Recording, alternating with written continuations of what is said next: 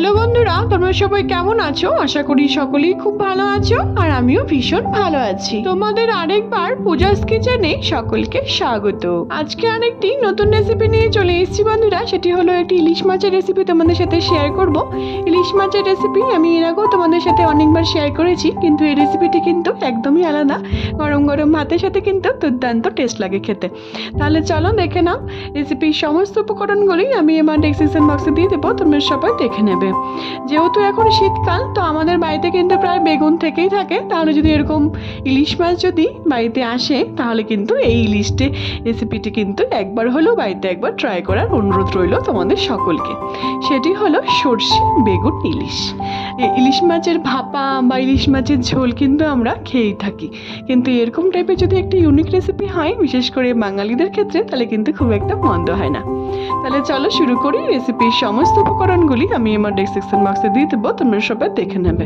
সবার প্রথমে আমি বেশ কটা ইলিশ মাছের পিস নিয়ে নিয়েছি। আমি এখানে খুব ভালো মতো করে ধুয়ে পরিষ্কার করে নিয়ে নিয়েছি। এবার আমি ম্যারিনেট করে নিচ্ছি। তার জন্য আমাদের লাগছে সামান্য একটুখানি হলুদ গুঁড়ো আর স্বাদ মতো পরিমাণ মতো নুন নিয়ে খুব ভালো মতো করে এটিকে আমি মেখে 5 থেকে 7 মিনিট কিন্তু ঢেকে রেখে দেবো।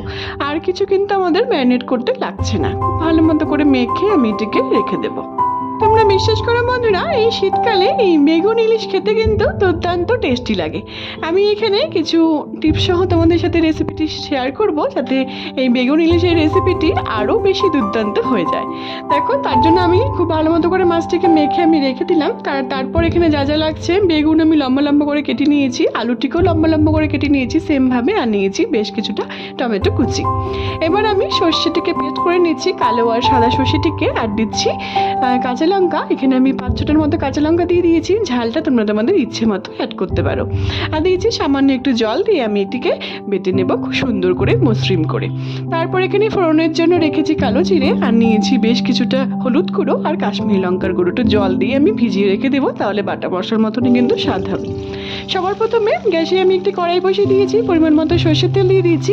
আমি পুরো রেসিপিটি কিন্তু সরষের তেলেই করব। তারপর এখানে বেগুনটিকে যে আমি লম্বা লম্বা করে কেটে রেখে দিয়েছিলাম, সবার প্রথমে সেটিকে আমি ভেজে নিচ্ছি খুব ভালো মতো করে। সামান্য একটু নুন আর হলুদ দিয়ে আমি বেগুনটিকে কিন্তু ভেজে নেব। আমি ইলিশ মাছটিকে কিন্তু কাঁচাই রান্না করছি, যেহেতু ইলিশ মাছ কিন্তু কাঁচা রান্না করে কিন্তু খেতে কিন্তু বেশি স্বাদ হয়। আর যারা ধরো কাঁচা মাছ খেতে খুব একটা পছন্দ করো না, তারা হালকা একটুখানি ভেজে নিতে পারো, খুবই সামান্য। দেখো, আমাদের বেগুনটি কিন্তু ভাজা হয়ে গেছে। আমি এটিকে এবার নামিয়ে নিচ্ছি। একইভাবে একই পদ্ধতিতে আমি এবার যে আলুগুলোকেও কেটে রেখেছিলাম বন্ধুরা, সেগুলোকেও আমি সেমভাবে সামান্য একটু নুন আর হলুদ দিয়ে কিন্তু ভেজে উঠিয়ে নিব। তারপর তোমরা নেক্সট স্টেপ দেখো। আমি এখানে 2 রকম সর্ষের ব্যবহার করেছি বন্ধুরা। তোমরা চেলে পরে কিন্তু 1 রকম সর্ষে দিয়েও কিন্তু করতে পারো, কিন্তু 2 রকম সর্ষে দিয়ে করলে পরে কিন্তু এই বেগুন ইলিশের স্বাদ কিন্তু অপূর্ব হয়। দেখো, আমাদের আলুগুলো কিন্তু ভাজা হয়ে গেছে। আমি সবগুলো আলুকে কিন্তু নামিয়ে নিয়েছি। এবার আমি ওই আলু আর বেগুন ভাজার তেলেই কিন্তু আমি কিছুটা কালো জিরে আর দিচ্ছি 2টো কাঁচা লঙ্কা আমি ফোড়ন দিয়ে নিচ্ছি। যখন দেখবো খুব মিষ্টি একটি গন্ধ বেরিয়েছে বন্ধুরা, তারপর যে আমি টমেটোটা কিছুটা কেটে রেখেছিলাম, 1টার মতো টমেটো কুচি কুচি করে সেটিকে দিয়ে একটুখানি মজে যাওয়া অবধি আমি এটাকে কিন্তু ভেজে দিচ্ছি। তারপর এখানে যে আমি মশলাটি তৈরি করে রেখেছিলাম কাশ্মীরি লঙ্কার গুঁড়ো আর হলুদ গুঁড়ো, সেটিকে দিয়ে আমি তেল ছেটে আসা অবধি বন্ধুরা এটিকে কিন্তু কষিয়ে নিচ্ছি খুব ভালো করে।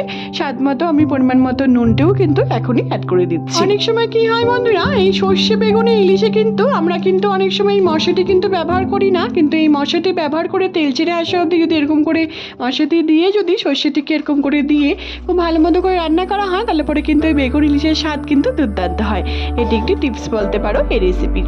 তারপর বন্ধুরা খুব ভালো মতো করে মশলাটিকে কষিয়ে নেওয়ার পর আমি সর্ষেটিকেও খুব ভালো মতো করে তেল ছেড়ে আসা অবধি একইভাবে কিন্তু সামান্য একটু জল দিয়ে আমি এটিকে কিন্তু কষিয়ে নিয়েছি। তোমরা দেখতেই পাচ্ছ আমাদের মশলাটি কিন্তু খুব সুন্দর করে কষে এসছে, আর কিন্তু আমাদের কিন্তু খুব সুন্দর করে তেলটিও কিন্তু ছেড়ে এসছে। আমি এবার পরিমাণ মতো জলটি অ্যাড করে দিচ্ছি। যাদের ধরো সর্ষের রেসিপি খেলে পরে পেটের প্রবলেম হয়, তারা যদি এরকম করে ভেজে রান্না করে, তাহলে পরে কিন্তু পেটের প্রবলেম হবে না। এটি একটি টিপস বলতে পারো এই রেসিপির। তারপরে এখানে খুব ভালো মতো করে ঝোলটি যখন ফুটে আসবে বন্ধুরা, আমি যে ভেজে রেখেছিলাম আলু আর বেগুনটিকে সেটিকে দিয়ে দিব। দিয়ে খুব ভালো মতো করে ফুটে আসা অবধি আমি এটাকে অপেক্ষা করব। তারপর এখানে যে মাছগুলোকে আমি লবণ হলুদ মেখে রেখে দিয়েছিলাম সেটিকে আমি মাছগুলোকে এক এক করে সবগুলোকে দিয়ে দিচ্ছি। যারা ধরো আমি আরেকবার রিপিট করছি কাঁচা মাছ খেতে পছন্দ করে না তারা কিন্তু হালকা একটুখানি ভেজে দিতে পারো, স্বাদের কিন্তু খুব একটু ডিফারেন্স হবে না। দেখো বন্ধুরা আমাদের সর্ষে ইলিশ কিন্তু প্রায় বা সর্ষে বেগুন ইলিশ কিন্তু আমাদের প্রায় হয়েই এসছে। তারপরে এখানে বেশ কিছুটা আমি কাঁচা লঙ্কা দিয়ে দিচ্ছি, এটা একদমই অপশনাল, তোমরা চাইলে এটাকে স্কিপও করতে পারো। দেখো কতটা লোভনীয় লাগছে দেখতে, কতটা সুন্দর লাগছে। গরম গরম ভাতের সাথে এরকম একটা রেসিপি হলে আর কি চাই বলো শীতের দিনে। দেখো আমাদের সর্ষে ইলিশ বা সর্ষে বেগুন ইলিশ কিন্তু একদম তৈরি হয়ে এসছে। দেখো বন্ধুরা তারপর এখানে আমি বেশ কিছুটা আমি কাঁচা সর্ষের তেলের মধ্যে অ্যাড করে দিচ্ছি। যে কোনো সর্ষের রেসিপিতে বন্ধুরা বিশেষ করে এরকম সর্ষের তেল দিলে পরে সবার শেষে এর স্বাদ কিন্তু দ্বিগুণ বেড়ে যায়। দেখো আমাদের সর্ষে বেগুন ইলিশ কিন্তু একদম তৈরি, গরম গরম ভাতের সাথে কিন্তু দুর্দান্ত জমে যাবে। বাড়িতে কোনো রকম কোনো গেস্ট আসলে বা ধরো আমাদের নিজেদেরও কিছু খেতে ইচ্ছে হলে পরে বা এখন ধরো শীতকালে কিন্তু বেগুন আমাদের বাড়িতে প্রায় থেকেই থাকে, তাহলে এরকম ইলিশ মাছ আসলে পরে কিন্তু বন্ধুরা একবার ট্রাই করার কিন্তু আমার এই রেসিপিটিকে তোমাদের সকলকে অনুরোধ রইল। আর ট্রাই করলে অবশ্যই আমাকে কমেন্টের মাধ্যমে জানিও তোমাদের এই সর্ষে বেগুন ইলিশের রেসিপিটি কিন্তু কেমন লাগলো। তোমরা অবশ্যই বাড়িতে একবার ট্রাই করে আমাকে জানিও বন্ধুরা তোমাদের এই সর্ষে বেগুন ইলিশের রেসিপিটি কেমন লাগলো। আমি একদম সিম্পলভাবে খুবই সাধারণভাবে খুবই ঘরোয়া উপকরণ দিয়ে তোমাদের সাথে রেসিপিটি আজকে শেয়ার করেছি একদম ভিন্ন রকমভাবে। যদি ভালো লেগে থাকে আমার এই রেসিপিটি তাহলে অনেক অনেক অনেক বেশি শেয়ার করার তোমাদের সকলকে অনুরোধ রইল আমার এই রেসিপিটিকে। আর অবশ্যই আমাকে কমেন্টের মাধ্যমে জানিও তোমাদের রেসিপিটি কেমন লাগলো। তোমরা যদি আমার চ্যানেলে নতুন বন্ধু হয়ে থাকো বন্ধুরা তাহলে অবশ্যই আমার চ্যানেলটিকে সাবস্ক্রাইব করতে কিন্তু একদমই ভুলো না, যাতে আমি যখনই কোনো নতুন রেসিপি ছাড়বো তোমরা সেই রেসিপিগুলি সবার প্রথমে পেয়ে যাবে। আর যে সকল বন্ধুরা অলরেডি আমার চ্যানেলটিকে সাবস্ক্রাইব করে ফেলেছে তাদের কিন্তু অসংখ্য ধন্যবাদ। শীতের দিনে এরকম একটা রেসিপি হলে গরম গরম ভাতের সাথে কিন্তু আমার মনে হয় আর কিছু দরকারই নেই। দেখো কতটা লোভনীয় লাগছে দেখতে। তোমরা অবশ্যই বাড়িতে একবার ট্রাই করে আমাকে জানিও বন্ধুরা তোমাদের রেসিপিটি কেমন লাগলো। আমার ফেসবুকেও একটি রান্নার পেজ আছে বন্ধুরা সুইট কিচেন দিয়ে, সেটি লিঙ্ক আমি সবশেষে তোমাদের সাথে শেয়ার করে দেবো। সেটিকে ফলো করার আর অনেক অনেক অনেক বেশি শেয়ার করার তোমাদের সকলকে কিন্তু অনুরোধ রইল।